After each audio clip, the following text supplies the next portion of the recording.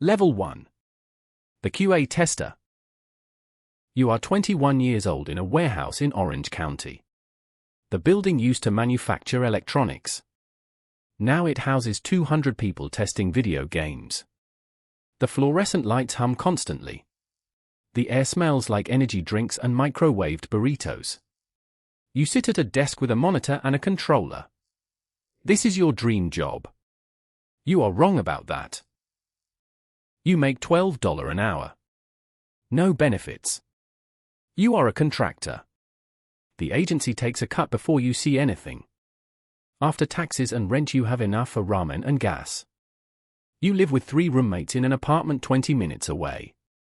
Your bedroom is a converted garage. You can hear the freeway through the wall.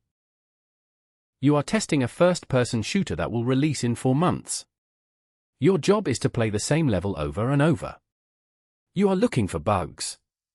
Texture clipping. AI pathfinding errors. Collision detection issues. You play the same 3-minute section 40 times a day. You dream about it at night. You document every bug in a database. You write reproduction steps. You assign severity ratings. Critical. Major. Minor. Trivial. Most of your bugs are marked will not fix. The game ships with hundreds of bugs you found. No one cares. Bugs are acceptable if they are not game-breaking. Your lead is a man named Derek. He is 28 and has been in QA for 6 years. He is angry in a way that seems permanent. He yells when you miss bugs. He yells when you report too many bugs. You learn that QA is a job where you are always wrong. You find the bug, you should have found it sooner. You miss the bug, you are incompetent. You work 60-hour weeks during crunch. You are not paid overtime. Contractors do not get overtime. You work nights and weekends. You are there for 14 hours straight sometimes. You eat vending machine food. You piss in bottles so you do not lose time. Other testers do the same. No one acknowledges it. Everyone does it. You make a friend. His name is Carlos. He is 23 and wants to be a designer. He has ideas for games. He talks about them during lunch. You listen because you have ideas too. You both believe QA is a stepping stone. You both believe you will move up. You are half right. The game ships. There is no celebration for QA. The developers have a party. You are not invited. You helped make this game. You played it more than anyone. Your name is not in the credits. Contractors are not credited. You buy the game anyway. You play it once and never again. You are moved to the next project. A mobile puzzle game. The pay is the same. The work is worse. You test in-app purchases and UI elements. You tap the same button 500 times to make sure it works. You are 22 years old and your wrist already hurts. You apply for junior positions at the studio. Designer. Programmer. Producer. You are rejected for all of them. You do not have the experience. You do not have the degree. You have been working here for a year. It does not matter. QA is a ghetto. People do not move up from QA. They tell you this is not true. It is true. Carlos quits. He is going to community college for computer science. He says QA is a dead end. He asks if you are coming. You say no. You say you are close to moving up. You are lying. He knows it. He leaves anyway. You do not stay in touch. You find a bug that would corrupt save files. You report it as critical. The bug is fixed. A developer thanks you in Slack. It is the first time anyone has acknowledged your work. You screenshot the message. You read it when you feel like quitting. You feel like quitting every day. You are 23 years old when a junior designer position opens. You apply. You are called in for an interview. You show your design portfolio. Levels you built in Far Cry's editor. Mods you made for Skyrim. The interview nods. You are hired. You make $42,000 a year. It is the most money you have ever made. You are in the industry for real now. You tell yourself the hard part is over. You are wrong. Level 2. The junior designer. You are 24 years old with a desk in the design pod. The desk is in an open office. 70 people in one room. The noise is constant. Keyboards. Conversations. Conference calls. You wear headphones, but they do not block everything. You learn to work in chaos. You work on a live service shooter. A game designed to run for years. Your job is to design daily challenges and seasonal events. You create spreadsheets of rewards and progression curves. You balance XP gains and unlock rates. This is not the creative work you imagined. This is systems design. Math and retention metrics. Your lead is a woman named Sarah. She is 32 and has shipped 8 games. She is brilliant and exhausted. She reviews your work and marks it up. She does not explain what is wrong. She just says, fix it. You fix it. You learn by iterating in the dark. You work 50 hours a week. You are salaried now. Overtime is expected. No one tracks it. No one compensates it. The studio culture is passion. If you loved games, you would work nights. If you loved games, you would work weekends. You love games. So you work. You pitch an idea in a design meeting. A new game mode.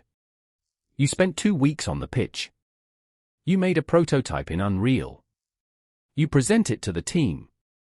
The creative director listens. He says interesting and moves on. The idea dies. You are not senior enough for your ideas to matter.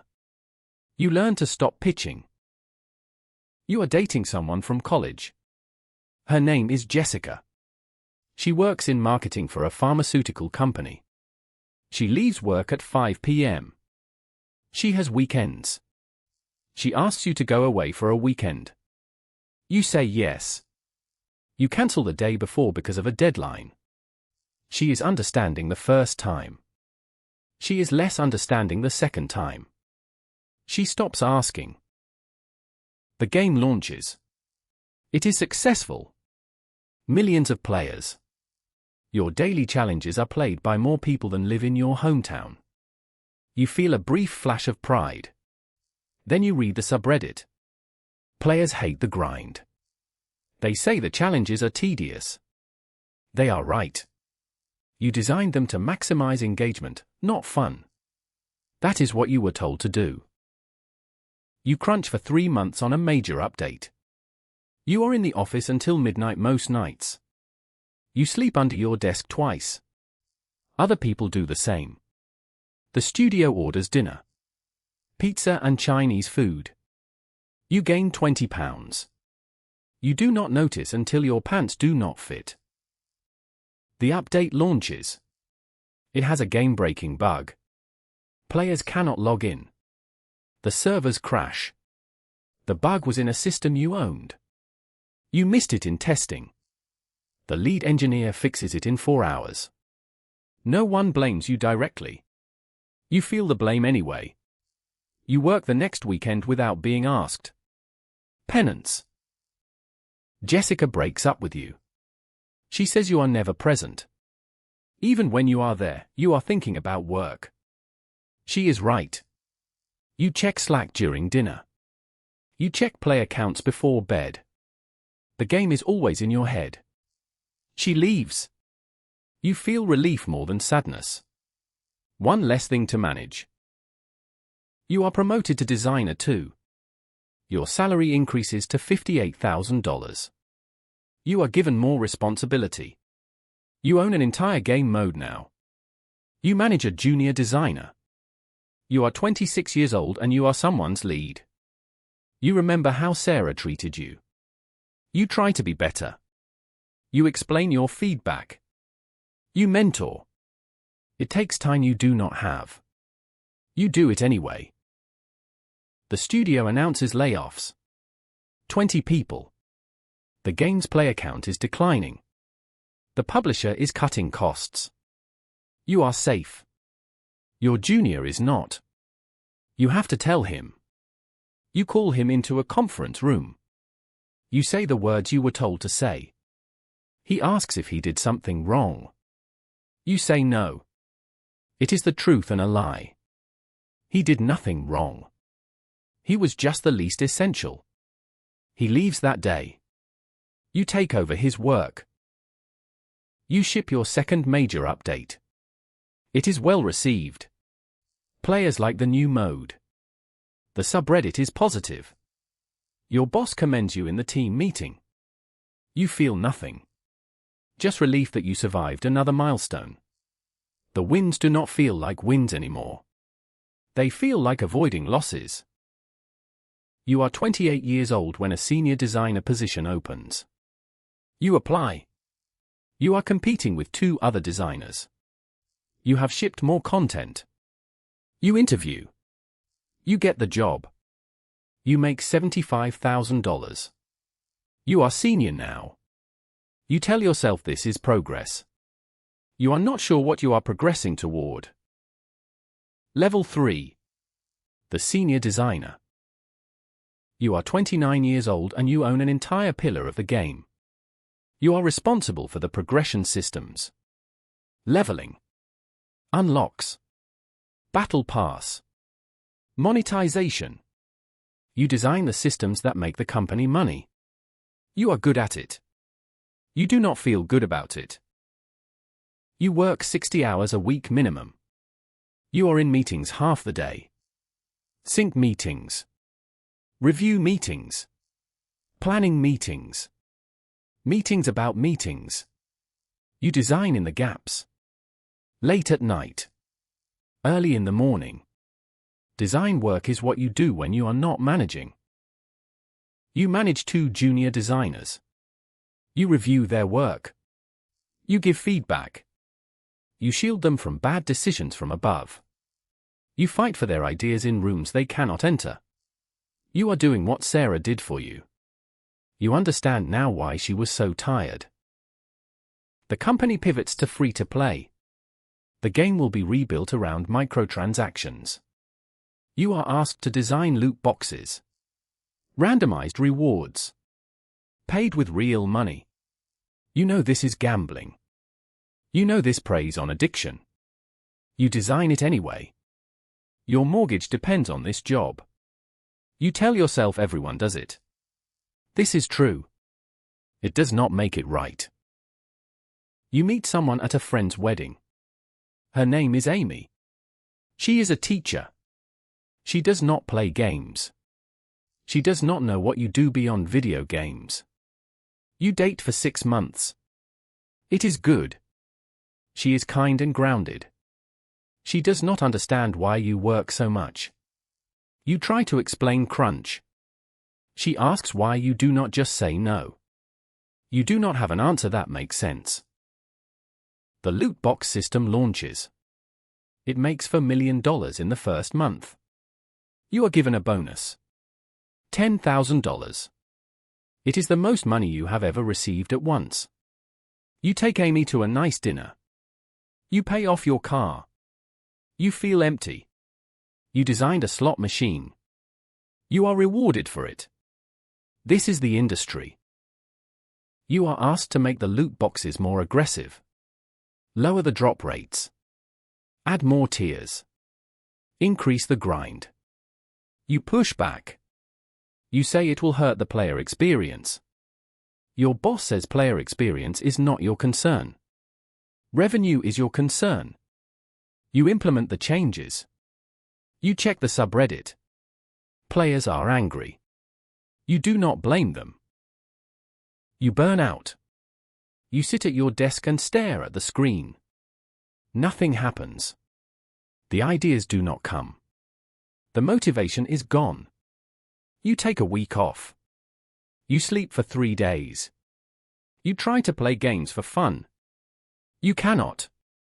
You see the systems, the manipulation, the dark patterns. You cannot unsee it. Amy asks you to move in together. You say yes. It is good for 2 months. Then crunch starts. You are building the next major expansion. You are home for dinner twice a week. You are asleep when she wakes up. You are at work when she comes home. She says this is not a relationship. She is right. She moves out. You barely notice until she is gone. You are 32 years old when the creative director leaves. He is going to a bigger studio. A lead designer position opens. You are qualified. You have the experience. You interview. You are competing with an external candidate. Someone with name recognition. Someone who shipped a hit indie game. You do not get the job. The external candidate does. You are told you are too valuable in your current role. You understand this means you are trapped. You think about leaving. You look at other studios. The jobs are the same. Different office. Same crunch. Same systems. Same compromises. You stay. Inertia is easier than change. Level 4. The lead designer. You are 34 years old leading a team of 8 designers. You work on a new IP. An action RPG. This is the kind of game you dreamed of making. You have creative control over combat and progression. You pour everything into it. You work 70-hour weeks. You are not just designing. You are managing. One-on-ones. Performance reviews. Career development. You care about your team. You fight for their raises. You fight for their promotions. You lose most of these fights. The budget is always tight. There is never enough for people. You design a combat system you are proud of. It is tight and responsive. It has depth without complexity. You prototype it yourself in Unity. You play it and feel something you have not felt in years. Joy? Pure creative joy.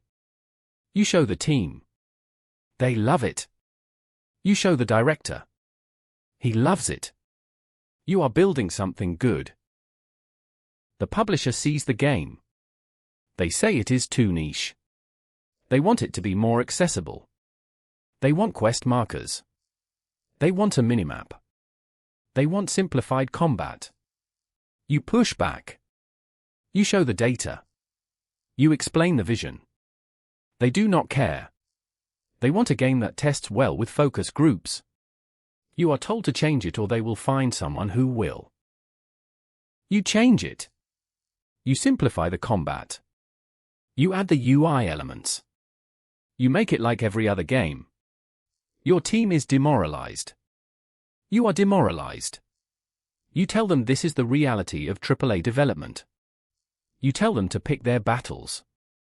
You sound like every lead you ever resented. You hire a designer you mentored at your last studio.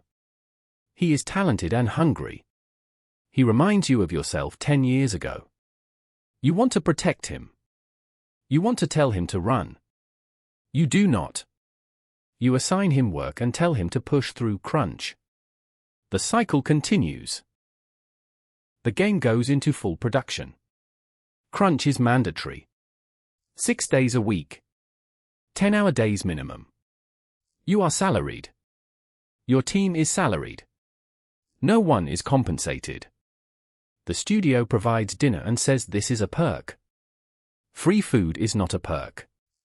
It is a way to keep you working longer. One of your designers has a breakdown. She cries in a one-on-one. She has not seen her daughter in 2 weeks. She leaves for work before her daughter wakes. She comes home after her daughter sleeps. You tell her to take a few days off. She says she cannot. The milestone is in 3 weeks. You tell her to take the time anyway. You will cover her work. You do. You work 85 hours that week. You have a health scare. Heart palpitations during a review meeting. You are 36 years old. You go to a doctor. He says it is stress. He asks about your work hours. You tell him. He tells you to work less. You nod. You do not work less. You cannot. The team depends on you. The game depends on you. The game ships. It gets 75s on Metacritic. It is fine. Not great. Not terrible. Fine. It sells adequately. The publisher is disappointed. They wanted a hit. You wanted something you could be proud of.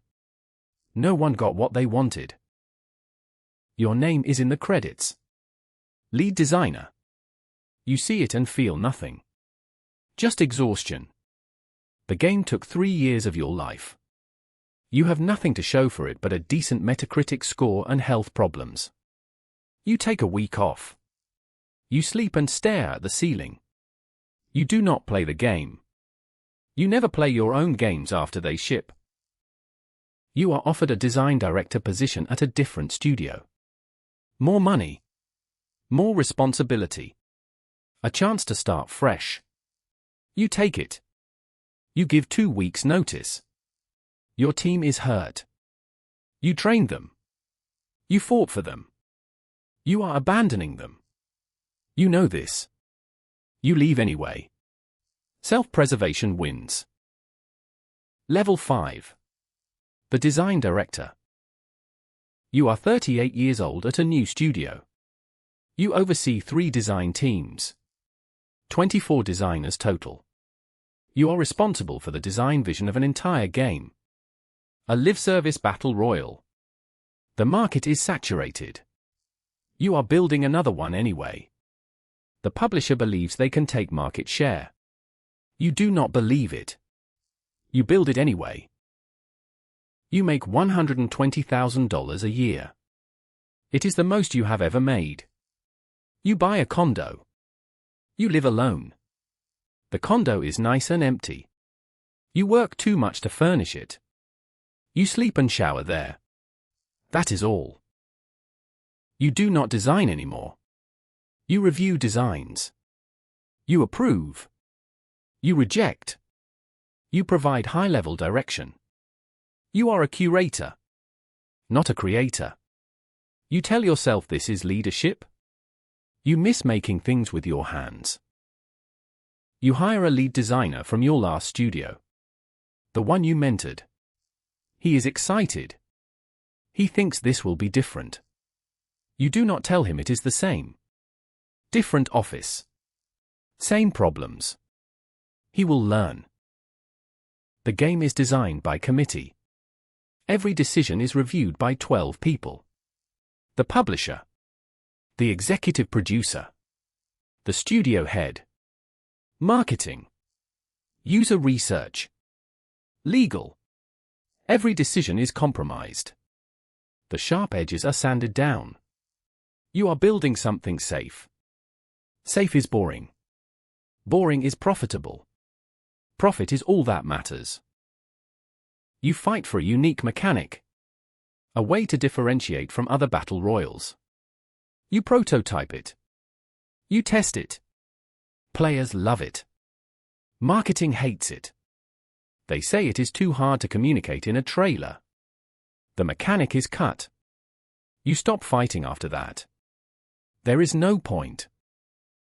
You meet someone on a dating app. Her name is Lauren. She is a lawyer. She works long hours too. You see each other twice a month. It is convenient and empty. You sleep together. You do not talk much. You are both too tired for emotional intimacy. It ends after 6 months. Neither of you fight to keep it going. The game launches. It is free to play. The monetization is aggressive. $20 skins. $10 battle passes. Loot boxes. You designed all of it. You know it is exploitative. You do not feel guilty anymore. You are numb to it. This is the job. You are good at the job. The game has 5 million players in the first month. It makes $15 million in revenue. You are given a $25,000 bonus. You put it in savings. You do not celebrate. Success in live service is measured in retention. You will know if you succeeded in 6 months. Not now. Your mother calls. Your father is sick. Cancer. You fly home for a weekend. You see your parents for the first time in 2 years. Your father looks small in the hospital bed. He asks about your work. You tell him it is going well. He says he is proud. You thank him. You fly back for a launch event. You do not visit again for 4 months. One of your lead designers quits. He is going to an indie studio. He says he wants to make something meaningful. You congratulate him.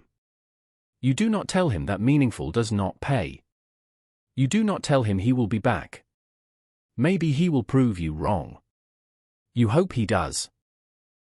You are 41 years old when you realize you have not made anything you love in a decade. Everything you build is designed to maximize revenue.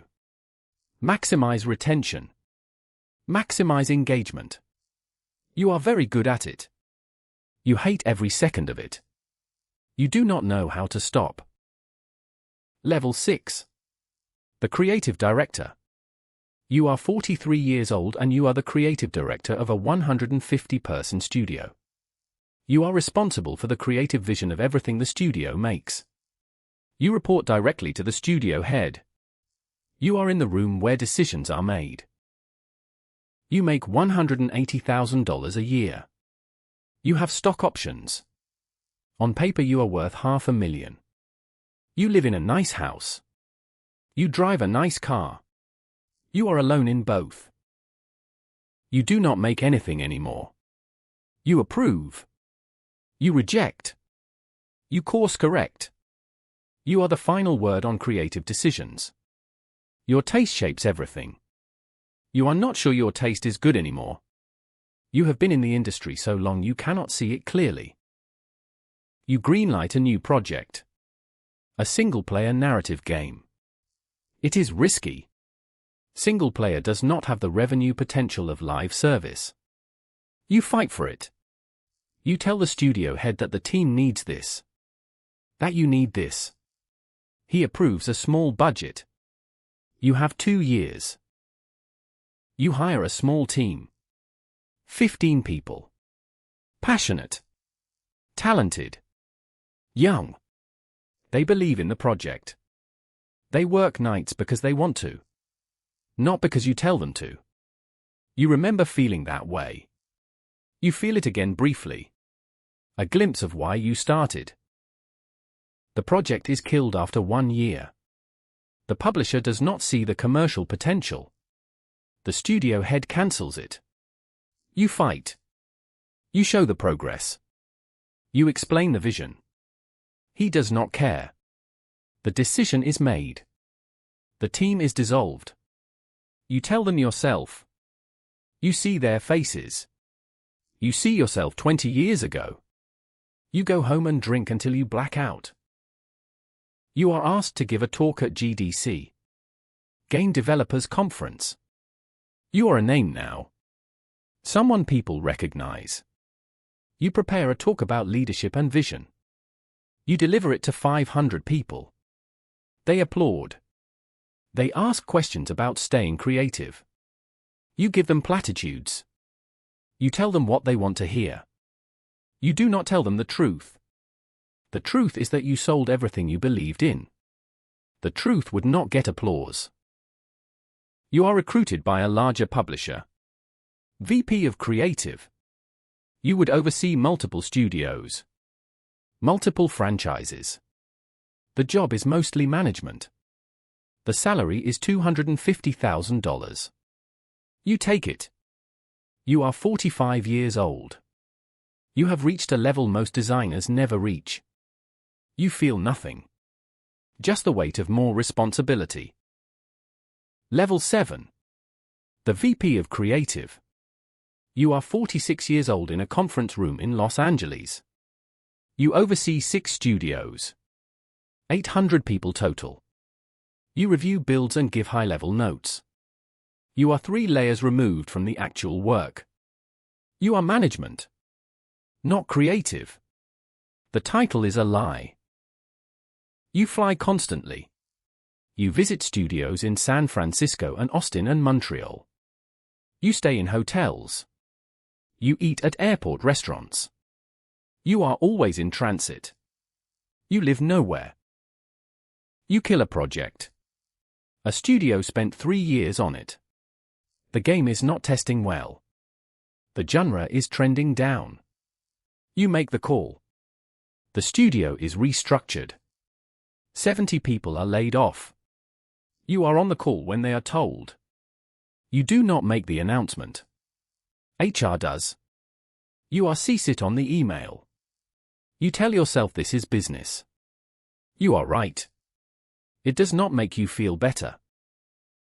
You have a brief relationship with someone you meet on a flight. She is a consultant. She travels as much as you do. You see each other in different cities. It is sporadic and intense. It burns out in 3 months. Neither of you has the time or energy for more. Your father dies. You are in Tokyo when you get the call. You fly back for the funeral. You see your family. Your sister. Your nieces and nephews. They do not know you. You are the uncle who sends money and does not visit. You give the eulogy. You talk about your father's work ethic. How he taught you to work hard. You do not say that his work ethic killed him at 68. You do not say you are following the same path. You are asked to speak at a university. You talk to game design students. They are young and excited.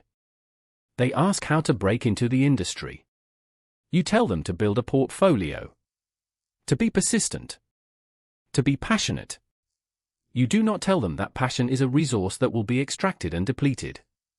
You do not tell them that most of them will burn out before 30. You tell them what they want to hear. You attend E3. You shake hands. You smile for photos. You are recognized. People want to talk to you. They want advice. They want jobs. You are gracious. You are always gracious. You go back to your hotel room and order room service. You eat alone and answer emails until 2 a.m. You are 49 years old when you realize you have not played a game for fun in 5 years. You try. You download a critically acclaimed indie game. You play for 20 minutes. You see the systems. The retention hooks. The monetization potential. You cannot unsee it. You cannot enjoy it. The job has ruined games for you. You are offered a C-level position. Chief Creative Officer. A major publisher. You would oversee everything creative. Dozens of studios. Thousands of people. The salary is $400,000 plus stock. You accept. You tell yourself this is the summit. You have made it. You do not feel like you have made it. You feel tired. Level 8. The Chief Creative Officer. You are 51 years old and you run the creative side of a publisher with 12 studios. You approve budgets. You review quarterly plans. You sit in board meetings. You speak to investors. You are an executive, not a creative. You make $450,000 a year. With bonuses and stock you make over $700,000. You are wealthy. You have a house you are never in. A car you do not drive. Money you do not spend. Wealth does not change how you feel. It just changes what you ignore. You greenlight sequels. Franchise games with built-in audiences. You kill original projects. They are too risky. Investors want proven IP. You give them proven IP. You are building the same games over and over. You know this. Everyone knows this. No one says it. You fire a studio head. His studio shipped a game that underperformed. The game was good. It reviewed well. It did not sell enough. He is replaced by someone who will ship games that sell. Quality is secondary. Revenue is primary. You make this clear. You are profiled in a gaming magazine. They call you a legend. They talk about your rise from QA to executive. They call it inspirational. You read the article and do not recognize yourself. The person they describe still loves games. You do not love games. You love the business of games. There is a difference. You attend your 30th high school reunion. You see people you have not seen in decades. They ask what you do. You tell them you work in video games. They are impressed.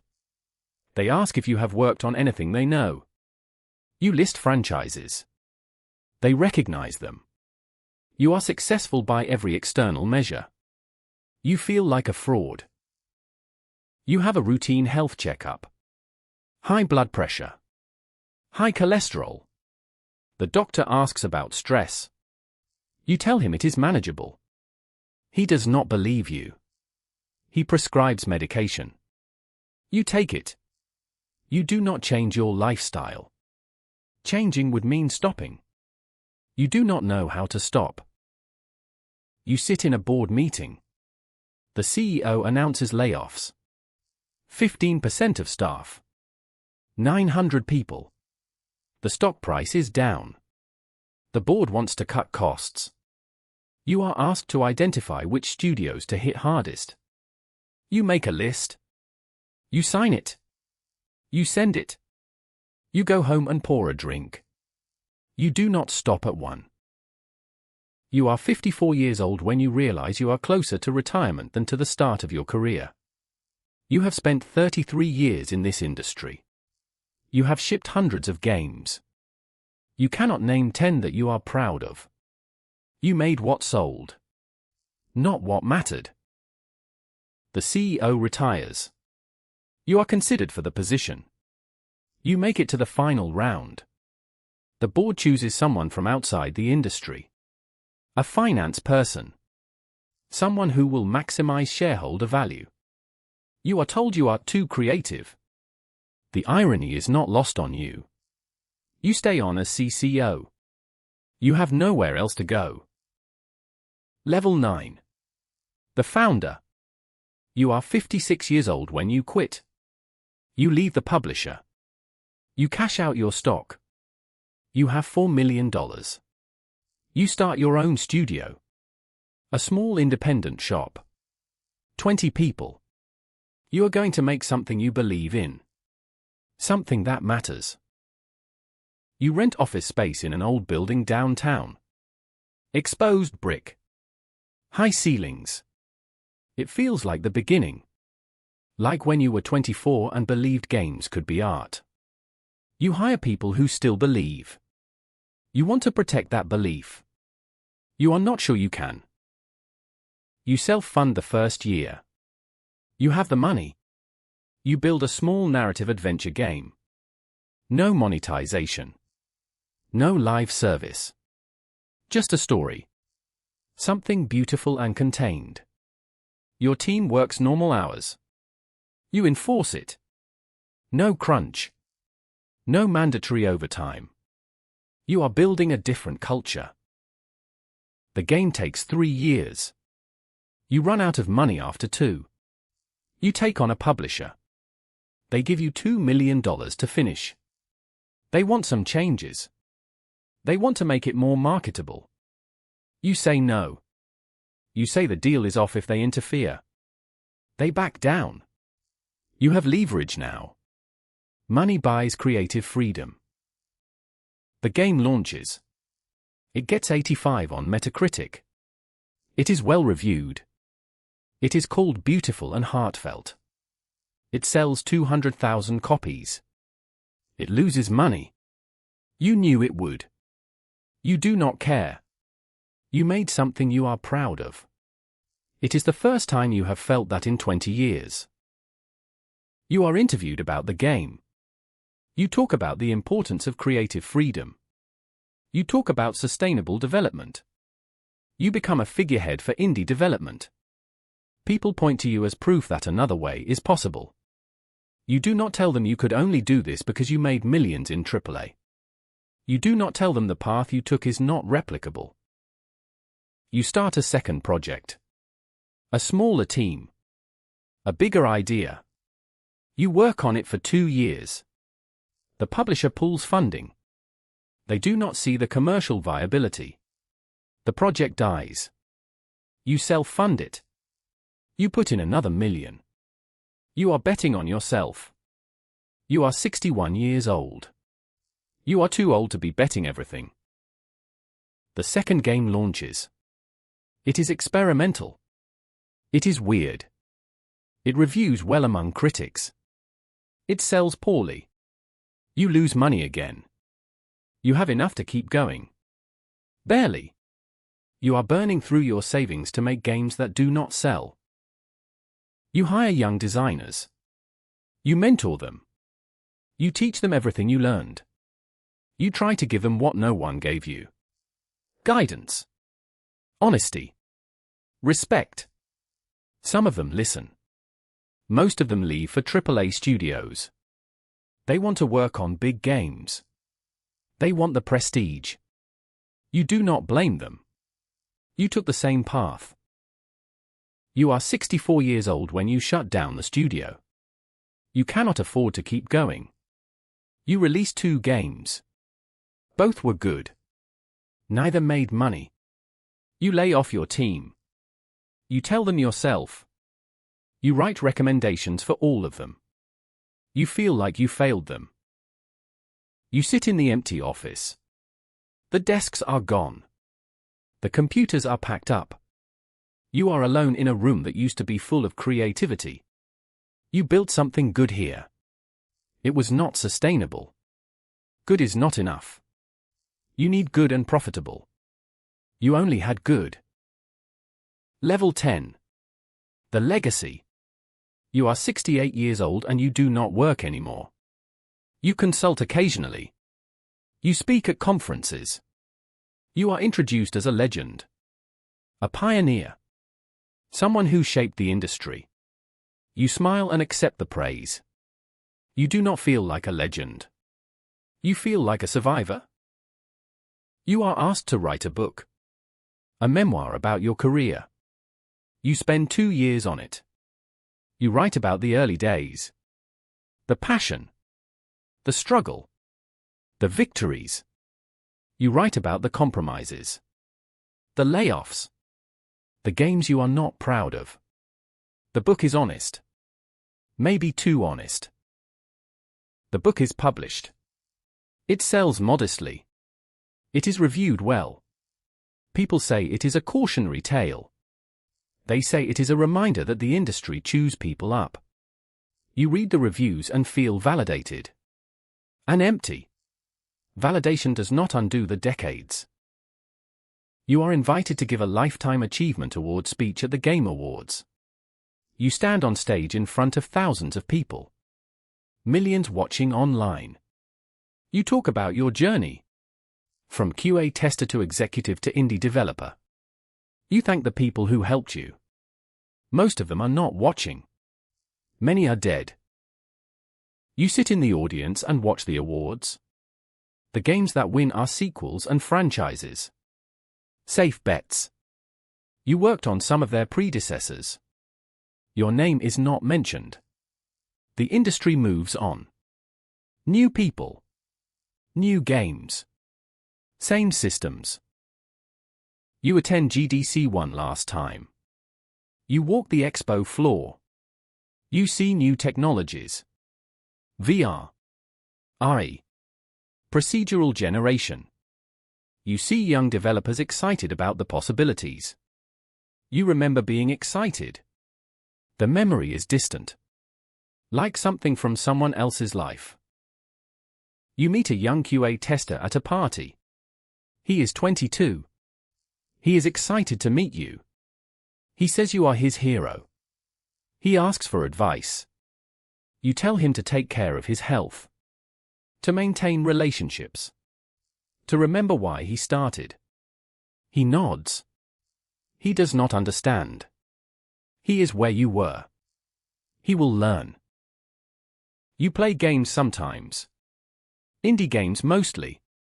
You can enjoy them now. Now that you are out. Now that you do not see them as products. You play a small narrative game. It makes you cry. You cannot remember the last time a game made you feel something. You think about the QA tester in the warehouse. The 21-year-old playing the same level 40 times a day. Dreaming of making games. Believing it would be worth it. You want to tell him the truth. That the dream costs everything. That the top is not what he thinks. You cannot. He would not listen. You did not listen. You are 72 years old when you have a stroke. A minor one. You recover but you are diminished. Your left hand does not work well.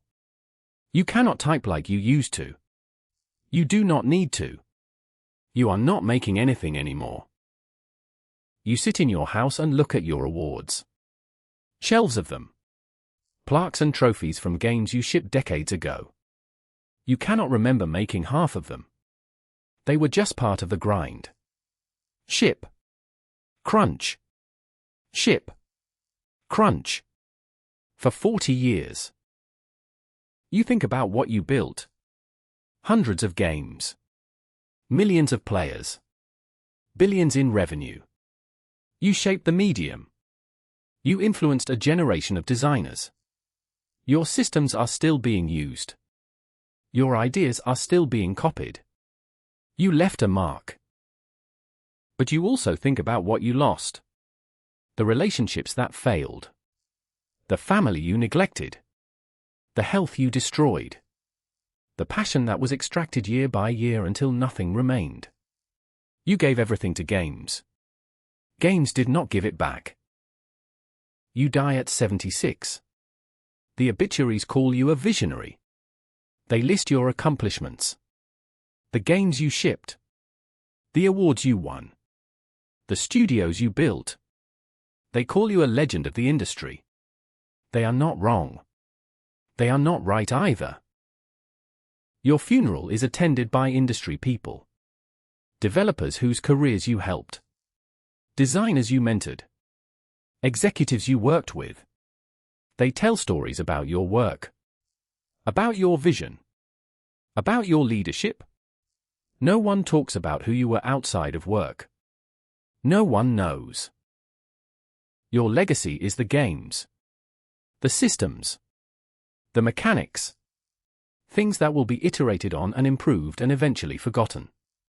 That is the nature of the industry. Always forward. Never back. Somewhere in Orange County, a 21-year-old sits in a warehouse testing a video game. The fluorescent lights hum. The air smells like energy drinks. He plays the same level over and over. He is looking for bugs. He is dreaming of making games. He sees the credits of the game he is testing. He sees the names of designers and directors. He wants his name there. He wants to matter. He wants to make something people will remember. He has no idea what the climb will cost. He has no idea about the crunch and the layoffs and the compromises. He has no idea that the dream he is chasing will consume him. That success will feel like failure. That the top is just a different kind of empty. But he will learn the way you learned. One level at a time. And the cycle continues. The games ship. The players play. The industry grows. And the price is always paid in full.